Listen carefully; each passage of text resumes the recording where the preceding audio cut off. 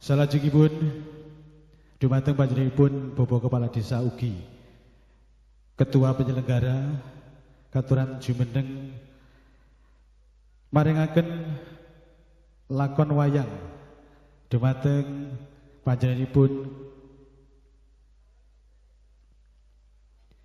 Ki Dalang Suyoto.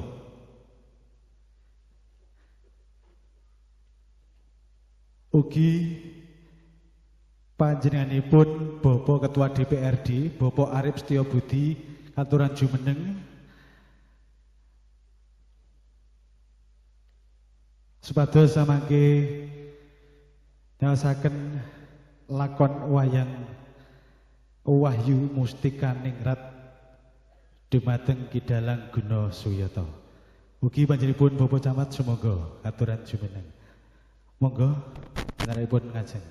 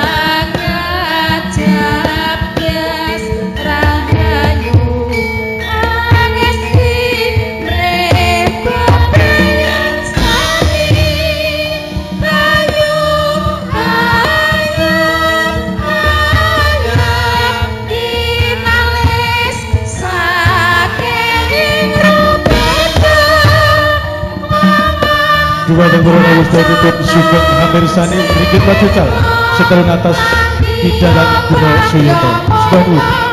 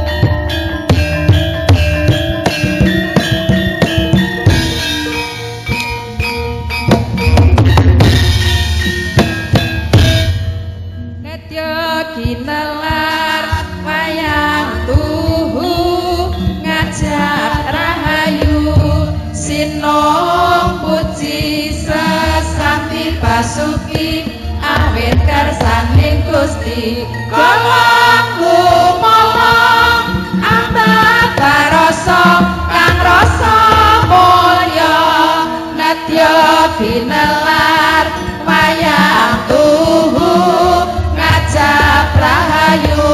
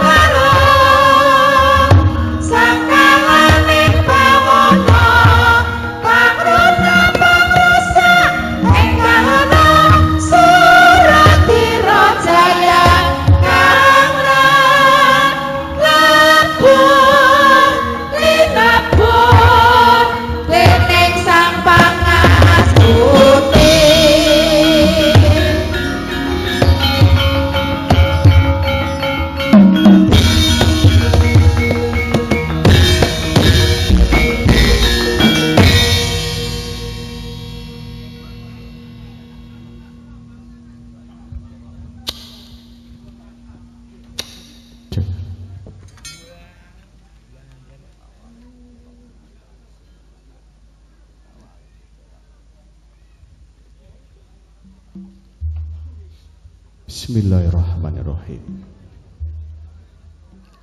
Allahu Akbar, Allahu Akbar, Allahu Akbar.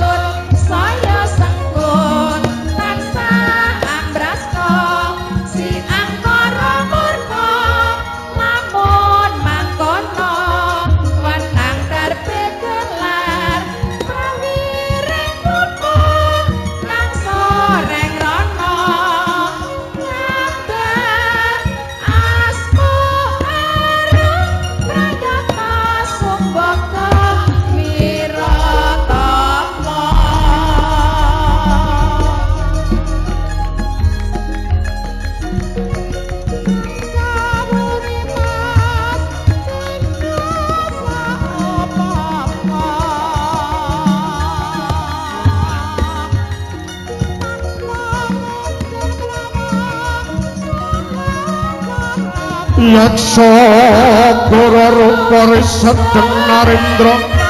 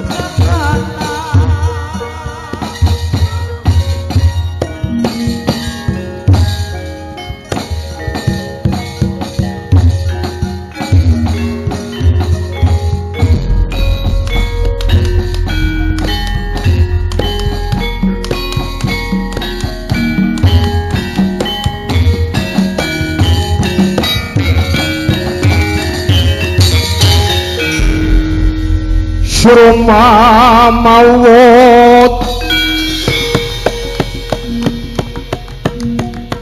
sang yaksa indra gora rupa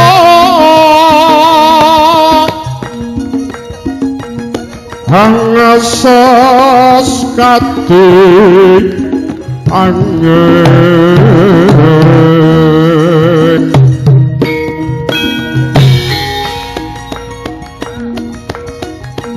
pangsem palakaprapal selo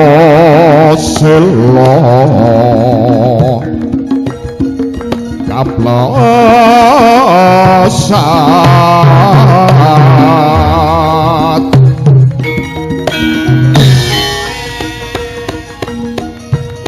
satu lumayu mangungsing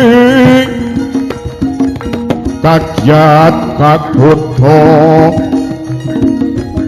kacoko-coko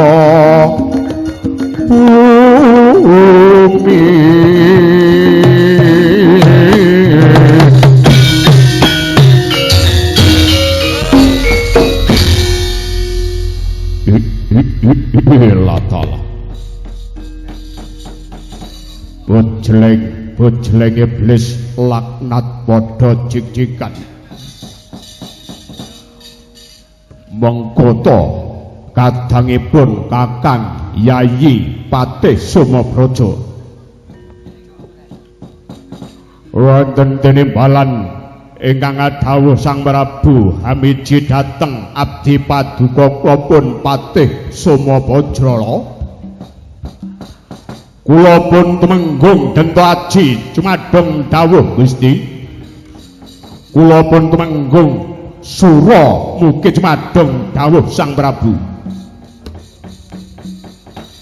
sumurupa para kadang yaksa adoh kaya dak awe cerak kaya sun raketake aku mengemban dawuh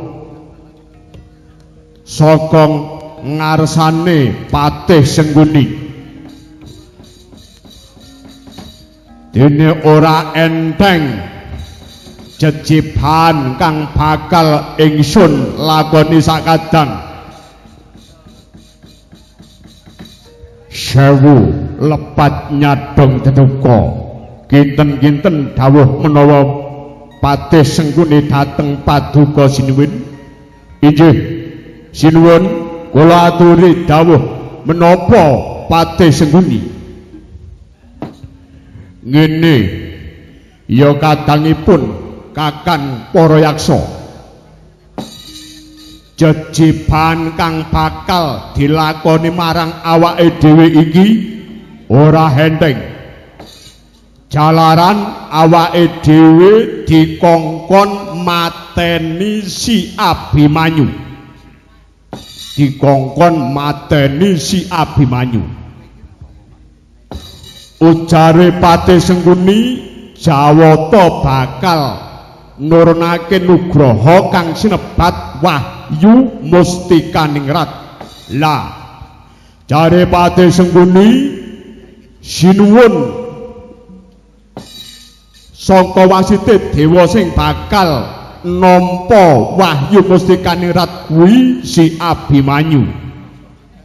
Mula awake dhewe kinen mateni si Abimanyu wis supaya Wahyu Mustikaningrat bisa tinampa marang Sinuwun Prabu Duryudana te. Kamangka ngadepi para Pandhawa kuwi padha karo ngadepi malaikat maut. Kurang bejane sisip sembire awake dhewe kang bakal musna te.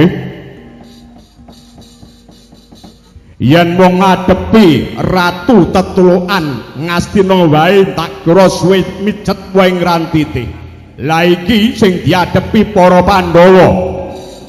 Mula kepiye maneh awake dhewe dadi ratu tetulukan jajan Ngastina ya mung ngestokke dawuh senadyan awake dhewe kang bakal soroh pati ngadepi maut. Patih lajeng kersa paduka sinuwun kados pundi? Ngene nggih. Iki jejiban abot sing senajan to sing kaya ngapa kudu dilakoni. Ayo sawegakno prawadya bala padas binelah. Kret rampit grungkat jimpul. Sawegakno ayo derekno panjenengan ingsun goleki si Abimanyu. Mengko yen ketemu dipateni boten langkung namung sendika ngestokaken dawuh paduka sinuwun. Patih wonten tinimbalan kan dawuh pabarisanmu eling aja ngongsi jongkengake kawibawanku. Boten langkung sendika ngestokaken dawuh paduka sinuwun.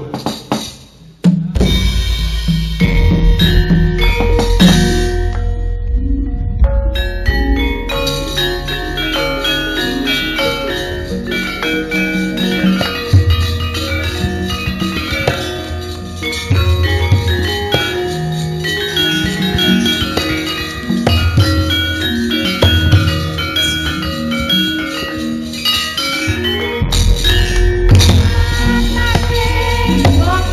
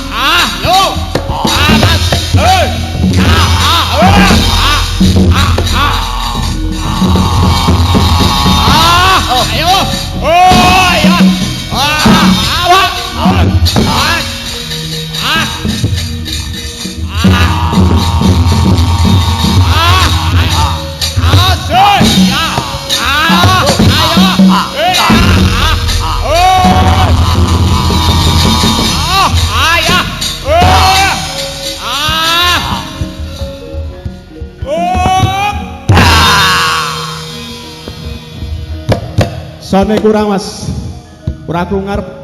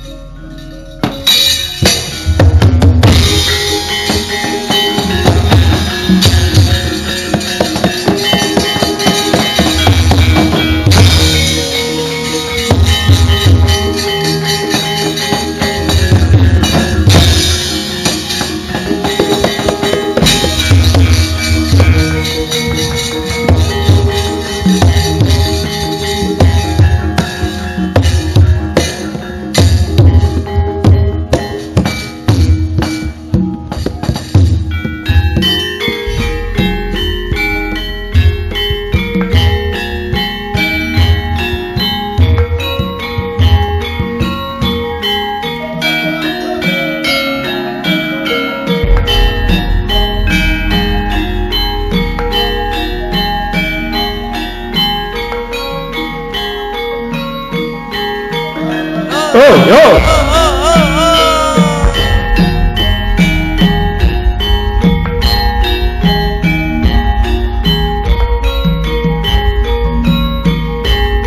Oh, oh.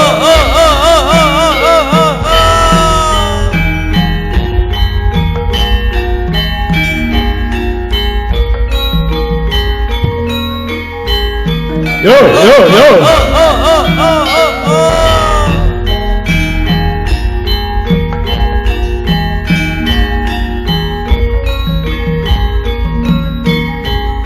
Yo, yo.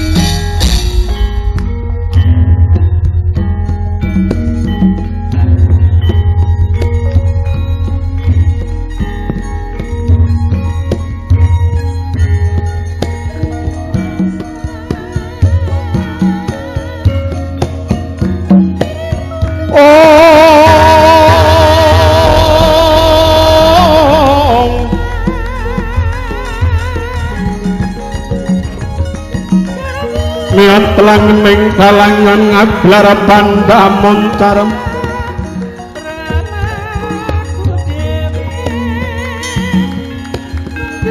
dengan neraka konang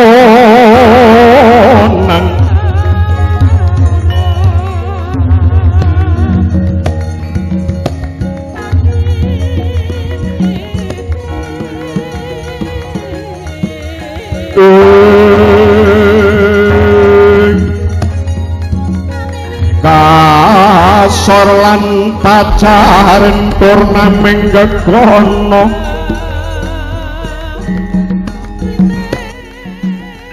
Bimahana wangring hujung hancala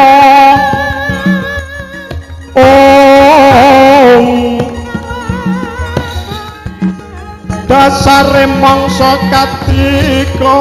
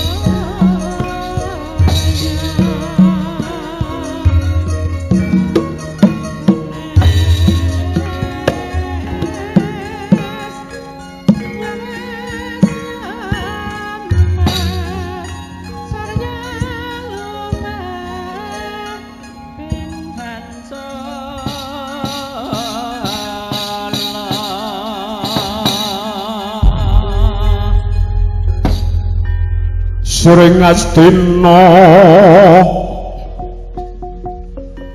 Maha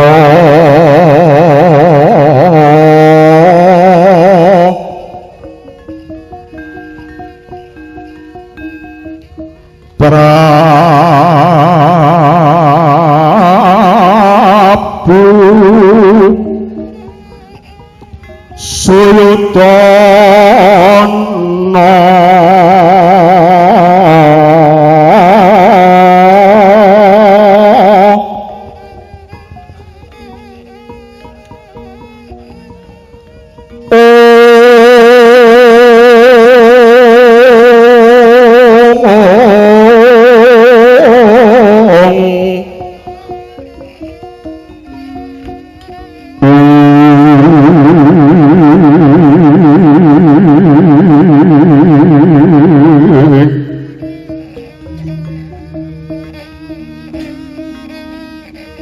alon ngandekani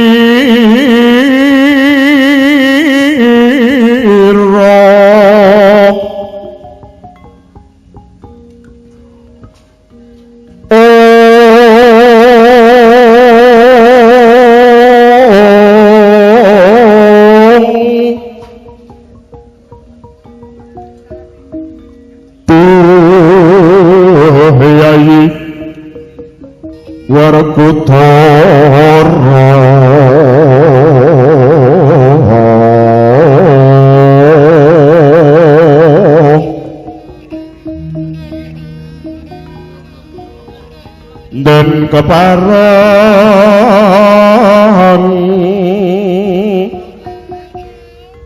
tine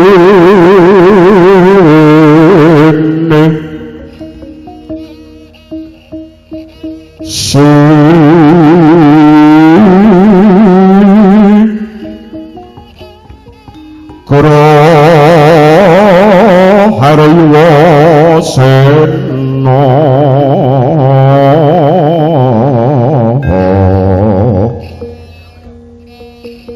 hanjujuk tahiwang turna wicaksana mendali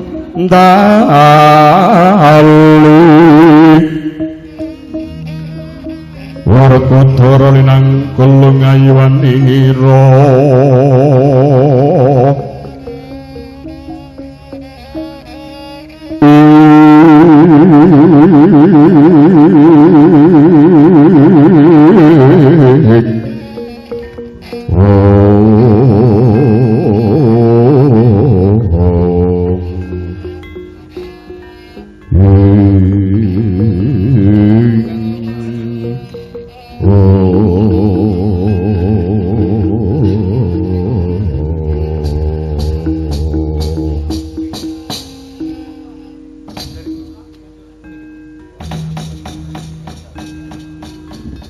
lamun sira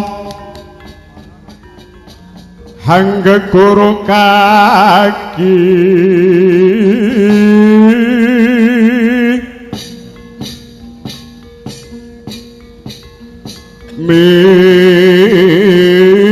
milya satriya kang nyata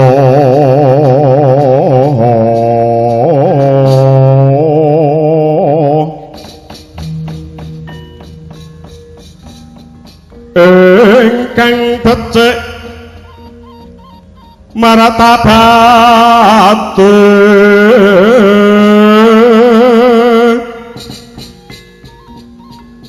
sarta kawruhing kukum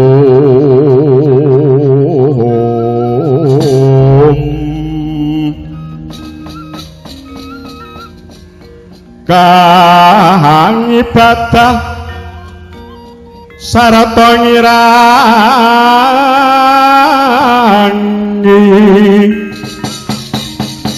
syukur hantuk wong tapa kang wus hanungkul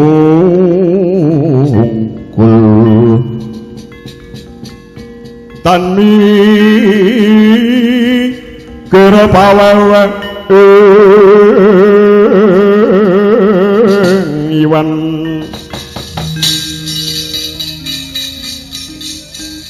iku pantes kuranana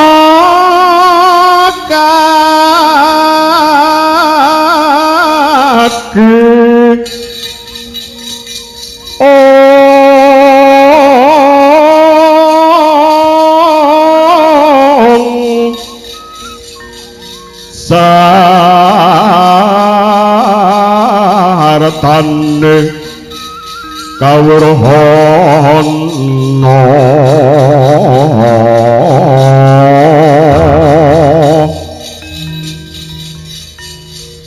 iku mantos kuranana kaki saratane kawruhana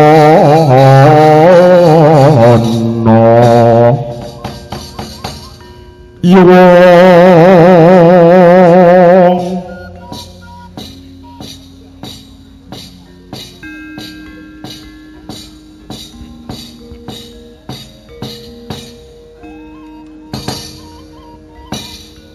Iwang Suksmono ati luwih ayamana marang jiwa raganing sun.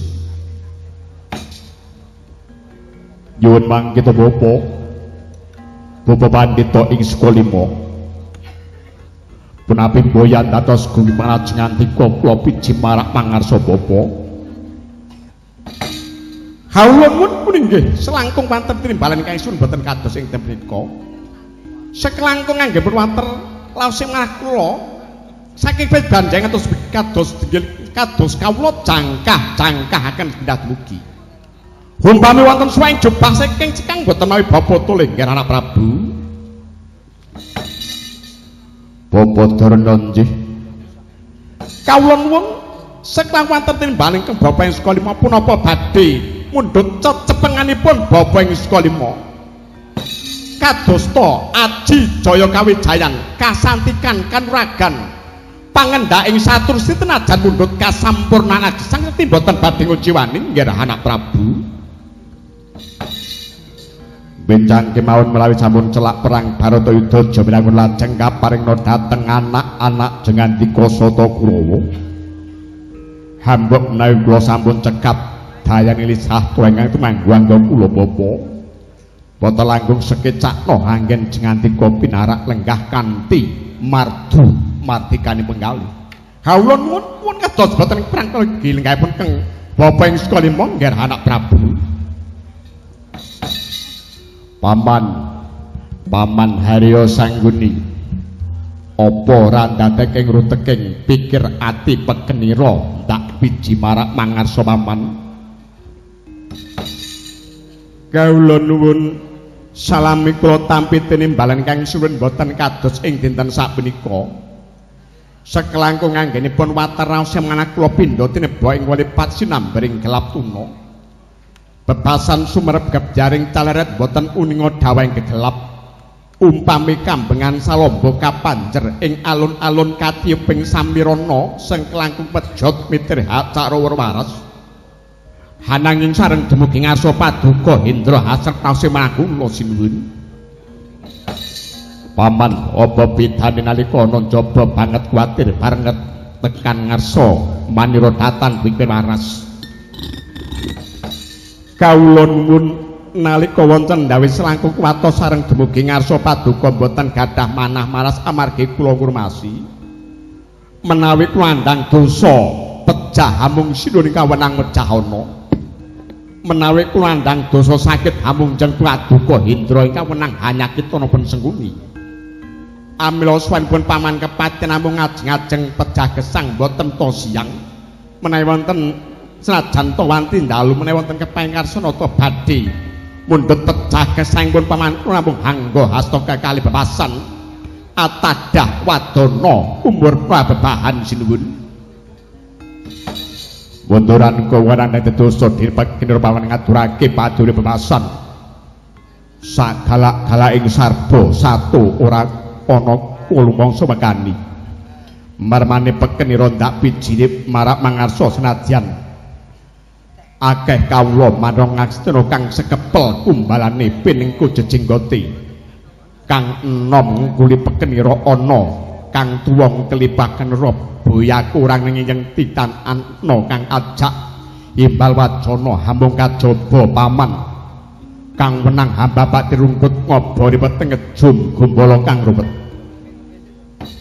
kawula nuwun suwanipun paman kepet yan namung aturaken ceguk balilu kewala sinuwun ceguk balilu pekenira ndak pengku pribadi paman Bapa Darna terus pundi Prabu wadure majengangen ngandika binara lenggah kula badhe jateni wigateni pasekaken kawula nuwun inggih handra ingkang puspita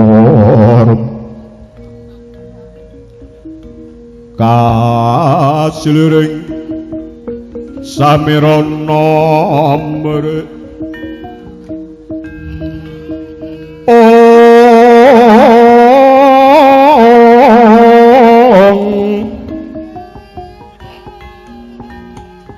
sekarang kadung kong ngas gandanyo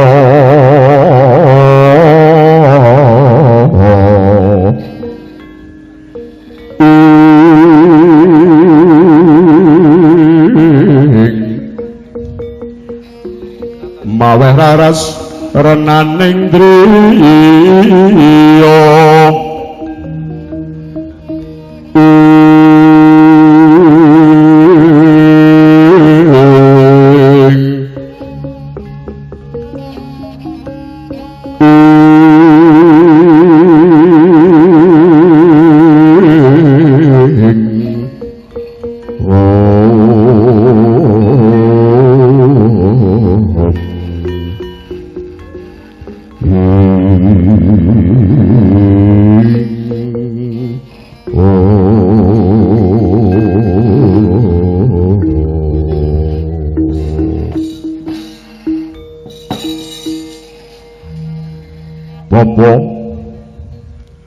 wekdal mangke Jawata bakal ngandhapaken wahyu kamulyaning praja kang sinebat Wahyu Mustikaning Rat.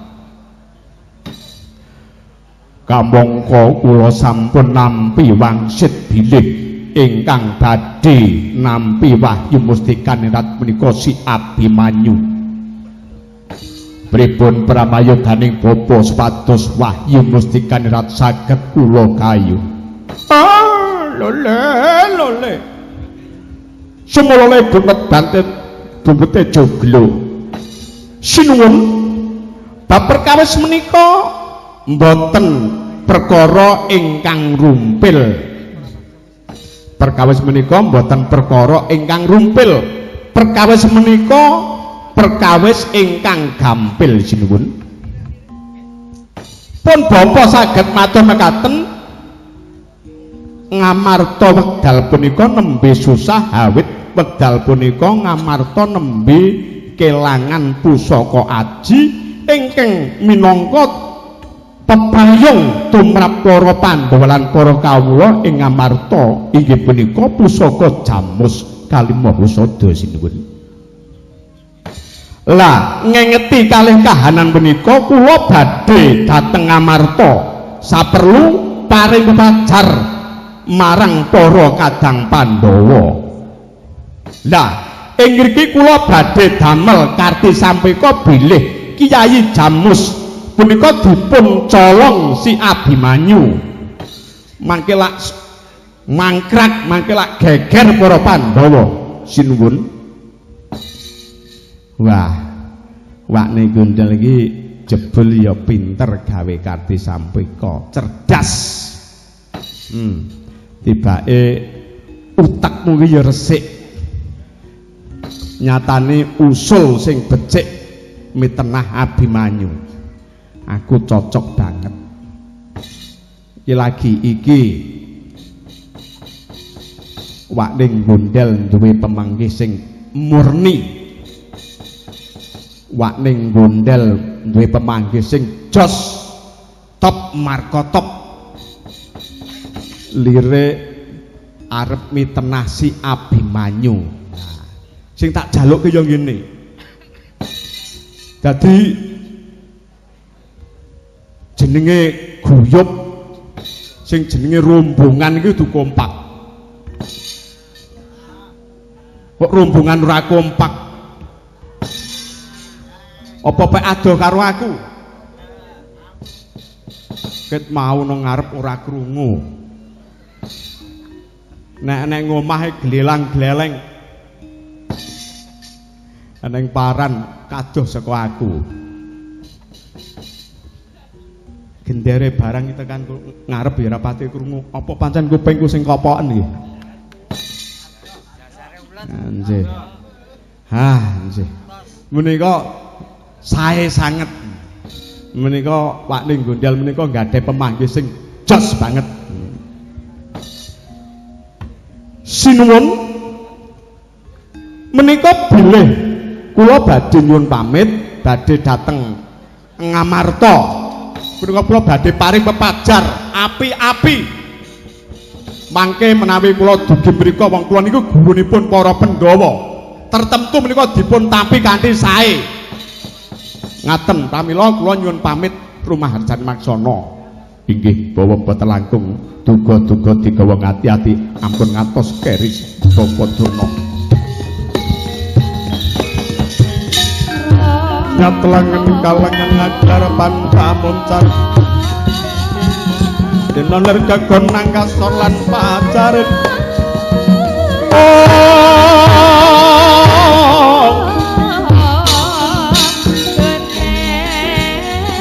purnaming gegono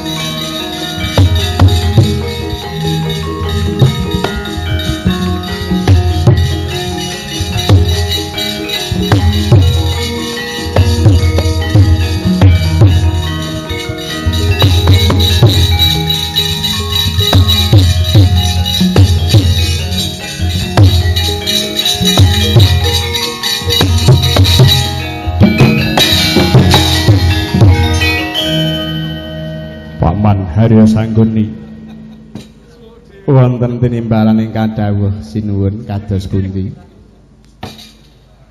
Bapak Durna wis budal mring Praja Ngamarta.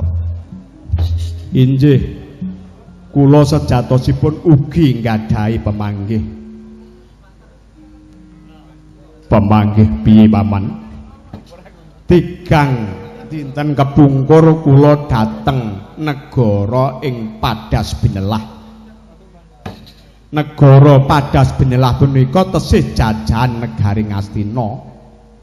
Prabu Denta Yaksa. Prabu Denta Yaksa terus karepe paman piye? Tigang dinten kepungkur kula sampun dawuh. Ampun ngantos menika ngatas namakan sinuwun Prabu Duryudana. Bilih wekdal mangke Prabu Denta Yaksa sakwadya balane negara ing Padas Binelah kula aturi mateni si Abimanyu. Kon mateni si Abimanyu. Inggih Yen kaya mangkono pancen wis kuat banget. Abimanyu mesti mati, mesti mati. Mesti mati Abimanyu. Niku mengke tesih mitenah. Rubaya Sukalima dateng Ngamarta mitenah dateng Abimanyu. Tertentu para Pandhawa Werkudara Janaka ngelingi yen sing nyolong Kyai Jamus kuwi si Abimanyu mesti dipateni. Pun genah niku. Kaya mangkono nggih. Mila ugi ratu ing Padas Benelah Prabu Dentayaksa sakwadya balane menika badhe ngremuk ugi dhateng si Abimanyu. Pokoke dalu niki Abimanyu mesti mati. Pokoke dalu niki Abimanyu nalare mati. Apa kaya mangkono? Nggih. Niki pun kula niki pun kula otak-atik. Nek Abimanyu niki ke urip nu jan ya gebangeten. Kebangetan kepiye? Lah wong dikrebut wong sakmene mbane kok urip ki terus dasare urip sing pundi? Oh. Lho ampun guyu. Duryudana kok guyu.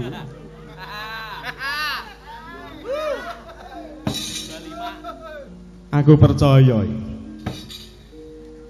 Aku kaya wong stres. Aku wis sak lawase lulus ning Asga Mangkunegaran mayang ngadeg sejeku ya lagi iki. Arep ya ngene ora arep ya sesuk neh tanggap. Aja guyu ampun. Duryudana kok guyu. Iya, yen kaya mangkono, kaya mantep rasane ingsun. Aku bakal nampa wahyu musikaning Rataman injih. Sawegakna prep kadang Kurawa Kinen nderekke tindake Bapa Pendhita Dana mring praja Ngamarta paman injih mboten langkung namung sendika ngestoaken dawuh paduka sinuwun. Kula nyuwun pangestu Raharja Jalmaksana. Ya paman duga wong ngati-ati aja gongsi keri. Dimas Kartomarma kawula nuwun kados pundi sinuwun. Ngiras pantes budal kang padha seba. Insun arsa kundur hangedhaton. Lah ing kono ta wau. Wis ditipangandikane Sirata Denira arsa kundur hangedhaton. Para biyada parkanis padha tanggap ing cipta sasmita padha nyandak ampilane dhewe-dhewe horeg regedeg untaping perwadya bala ingkang sami caos kunduring sanata. Nalika samana kundure sanata kadya sekales saliring bebaya.